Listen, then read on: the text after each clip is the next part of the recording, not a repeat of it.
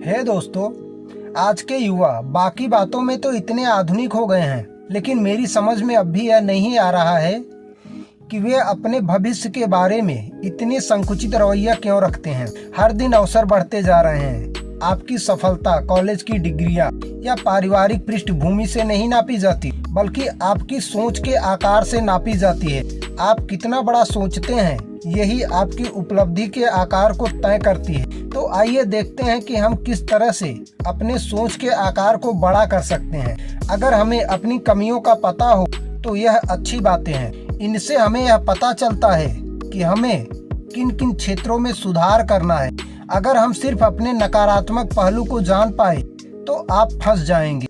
लेकिन मैं आज से आप अपने 5 गुणों को आप इसमें किसी की मदद भी ले सकते हैं, जैसे दोस्त, पत्नी, आपका सीनियर या आपका टीचर, या फिर कोई समझदार व्यक्ति जो कि आपको सच्ची राय दे, जैसे कि शिक्षा, अनुभव, तकनीक, योग्यता, हुलिया, घरेलू जीवन, रवैया, लीडरशिप। इन सब की योग्यता जाननी है कि इन सब की योग्यता आपके अंदर कितनी है। हर गुण के सामने अपने उन 3 परिचित व्यक्तियों का नाम भी लिखे जो बेहद सफल हैं, परंतु उनमें इतना गुण नहीं है जितनी कि आप में है। किसी न किसी बात में कई सफल लोगों से आप आगे हैं। आप जितना सोचते हैं आप उससे कहीं आगे हैं। इसलिए आप अपने सोच को अपने असली आकार के हिसाब से बना लें। मान लीजिए कि आप कहते हैं कि हमारे सामने एक समस्या है, इसकी बजाय यह कहिए हमारे सामने एक चुनौती है, और इस छोटे से वाक्य से आप एक ऐसी तस्वीर बना देते हैं जिसमें करने के लिए बहुत कुछ अच्छा है। तो आइए देखते हैं कि बड़ी सोच और छोटी सोच में फर्क क्या है, इससे हमें फायदा क्या होगा। पहले तो हम छोटी सोच के बारे में जानते हैं। हम हार चुके हैं। मैंने पहले भी यह काम किया था और असफल हो गया। अब मैं भूलकर भी इसे दोबारा नहीं करना चाहता। उनके ऑर्डर छोटे होते हैं, मैं अब उनके पास नहीं जाऊंगा। कोई भी वह माल नहीं खरीदता। ऐसे बहुत सारे वाक्य हैं जो छोटी सोच के लोग रखते हैं। अब यहीं पे हम बड़ी सोच वालों को देखते हैं कि उनका क्या कहना है। हम अभी हारे नहीं हैं, हम कोशिश करते रहेंगे। यह रहा एक नया उपाय जिससे हम सफल हो सकते हैं। मैं एक बार फिर इसमें जरूर असफल हुआ, परंतु उसमें गलती मेरी ही थी। अब मैं एक बार फिर कोशिश करके देखूंगा और उस गलती को नहीं दोहराऊंगा। उनके ऑर्डर अब तक छोटे हैं। मैं ऐसा योजना बनाता हूँ जिससे वो मुझसे और माल खरीदें। शायद इसे बेचने में कठिनाई जरूर आए। इसमें थोड़ा सा अगर कुछ परिवर्तन करके बेच सकते हैं इसे। अब इन दोनों में खुद परिवर्तन आप देख लें। यह मत देखिए कि क्या है, बल्कि यह देखिए कि क्या हो सकता है। मैं यहाँ आपको 4 ऐसे तरीके बता रहा हूँ जिससे आप भी बड़े चिंतक की शब्दावली की लिस्ट में आ सकते हैं। तो हेलो दोस्तों, मैं हूँ वीएम मोटिवेशन की तरफ से आप लोगों के सामने नेक्स्ट वीडियो। Let's begin. अपनी भावनाओं को व्यक्त करने के लिए बड़े और सकारात्मक आशावादी शब्दों का प्रयोग कीजिए।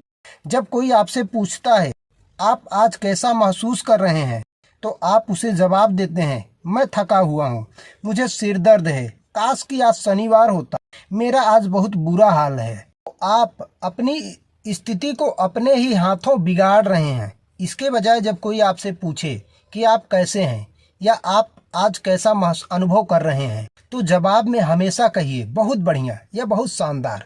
और आप कैसे हैं, हमेशा अच्छी बातों पर फोकस करें और शानदार तरीके से पेश करें।